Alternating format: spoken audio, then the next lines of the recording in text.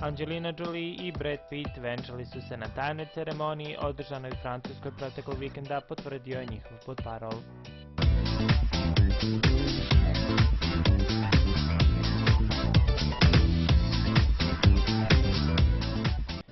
Angelina Jolie i Brad Pitt konačno su se venčali na tajnoj ceremoniji održanoj u Francuskoj proteklog vikenda, potvrdio je njihov portparol za Associated Press. Predstavnici popularnog para otkrili su ovu vest medijima u četvrtak popodne. Pretpostavlja se da su se venčali u maloj kapeli u zamku Miraval na jugu Francuske, koji su kupili još 2008. godine. Samo venčanje je bilo građansko, bez verskih obeležja i prisustvovali su mu prijatelji i članovi porodice kao i njihovo 6 dece. Angelina i Brad zajedno su već 9 godina, a verili su se 2012. godine.